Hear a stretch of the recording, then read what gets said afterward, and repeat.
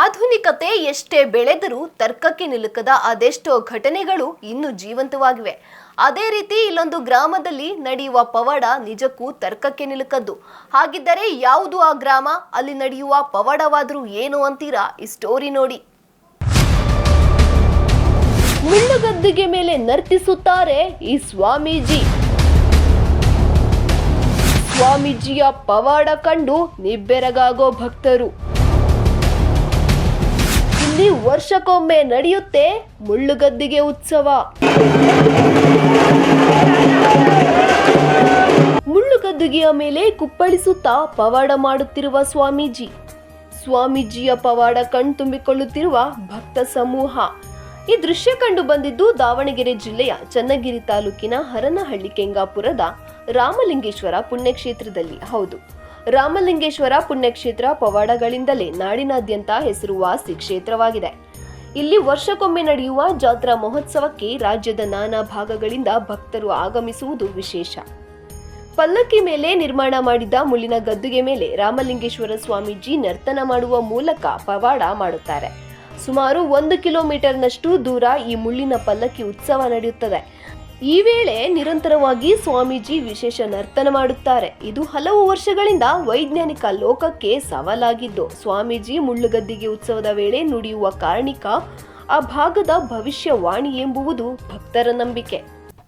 ಎರಡನೇದು ರಾಮಲಿಂಗೇಶ್ವರ ಮಠದ ಮುಳ್ಳುಗದ್ದಿಗೆಯ ಮಹೋತ್ಸವ ಇವತ್ತೇನು ಹಮ್ಮಿಕೊಳ್ಳಲಾಗಿದೆ. ಈ ಮುಳ್ಳುಗದ್ದಿಗೆಯ ಮೂಲಕ ಈ ಭಾಗದ ಜನರಲ್ಲಿ ಐಕ್ಯತೆಯನ್ನು ರೂಪಿಸ್ತಕ್ಕಂಥದ್ದು, ಸಾಮರಸ್ಯವನ್ನು ಬೆಳೆಸ್ತಕ್ಕಂಥದ್ದು, ಅದರ ಜೊತೆಗೆ ಈ ಭಾಗದಲ್ಲಿ ಶಿಕ್ಷಣ ಸಂಸ್ಥೆಗಳ ಮೂಲಕ ಸಮಾಜದ ಕಟ್ಟಕಡೆಯ ಮನುಷ್ಯನಿಗೂ ಸಹ ಶಿಕ್ಷಣವನ್ನು, ಅದರಲ್ಲೂ ವಿಶೇಷವಾಗಿ ಈ ಭಾಗದಲ್ಲಿ ತ್ರಿವಿಧ ದಾಸೋಹವನ್ನು ಮಾಡತಕ್ಕಂಥದಕ್ಕೆ ಸ್ವಾಮೀಜಿಯವರು ಕಳೆದ 48 ವರ್ಷಗಳಿಂದ ಅವಿರತವಾದಂಥ ಸೇವೆಯನ್ನು ಈ ಭಾಗದಲ್ಲಿ ಮಾಡ್ತಾ ಬಂದಿದ್ದಾರೆ. ಈ ಮುಳ್ಳುಗದ್ದಿಗೆ ಒಂದು ರೀತಿಯಲ್ಲಿ ನನ್ನ ದೃಷ್ಟಿನಲ್ಲಿ ವಿಸ್ಮಯಕಾರಕವಾದಂಥ ರೀತಿ. ಮುಳ್ಳುಗದ್ದಿಗೆ ಮೇಲೆ ಸ್ವಾಮೀಜಿ ಮೆರವಣಿಗೆ ಹೊರಟರೆ ಭಕ್ತರ ಪಾಪಗಳು ಕಳೆಯುತ್ತವೆ ಎನ್ನುವ ನಂಬಿಕೆ ಇದೆ. ಭಕ್ತರ ಕಷ್ಟ ನನಗಿರಲಿ, ಜಗದ ಸುಖ ಶಾಂತಿ ಭಕ್ತರಿಗಿರಲಿ ಎಂಬ ಸಂಕೇತದ ಪ್ರತೀಕ ಈ ಮುಳ್ಳುಗದ್ದಿಗೆ ಪವಾಡ ಅನ್ನೋದು ಭಕ್ತರ ನಂಬಿಕೆ. ಈ ಬಾರಿ ಕಾರ್ಮೋಡ ಕವಿದೀತು, ಕೆರೆ ಕಟ್ಟೆ ನದಿ ತುಂಬಿ ಹರಿದಾವೋ, ಗಗನದ ಮುತ್ತು ಸುರಿದಾವೋ ಎಂದು ಕಾರ್ಣಿಕ ನುಡಿದಿದ್ದು, ಕಾರ್ಣಿಕ ವಾಣಿ ಕೇಳಿದ ಭಕ್ತರಲ್ಲಿ ಸಂತೋಷ ಮನೆ ಮಾಡಿದೆ.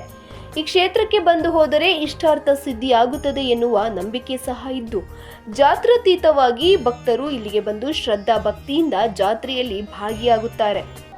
ಈ ಜಾತ್ರೆ ಸುಮಾರು ವರ್ಷಗಳಿಂದ ನಡ್ಕೊತ ಬಂದಿದೆ. ಈ ವರ್ಷ 48ನೇ ವರ್ಷದ ಮುಳ್ಳುಗದ್ದಿಗೆ ಮಹೋತ್ಸವವನ್ನು ಶ್ರೀ ರಾಮಲಿಂಗೇಶ್ವರ ಮಹಾಸ್ವಾಮಿಗಳವರು ನೆರವೇರಿಸಿದ್ದಾರೆ. ಮೇಲಾಗಿ ಇಲ್ಲಿ ಮಕ್ಕಳಿಲ್ಲದೆ ಇರೋವಂಥವರು, ಆಮೇಲೆ ಅವ್ರ ಕಷ್ಟ ಕಾರ್ಪಣ್ಯಗಳನ್ನು ಬಗೆಹರಿಸಿಕೊಳ್ಳಿಕ್ಕೆ ಈ ಸನ್ನಿಧಿಗೆ ಬರ್ತಾ ಇದ್ದಾರೆ.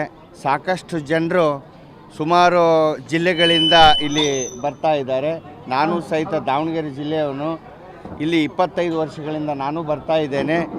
ಮೇಲಾಗಿ ಆ ಗುರುಗಳ ಏನು ವಾಣಿ ಇದೆಯಲ್ಲ, ಕಾರ್ಣಿಕ ವಾಣಿ, ಭಾಳ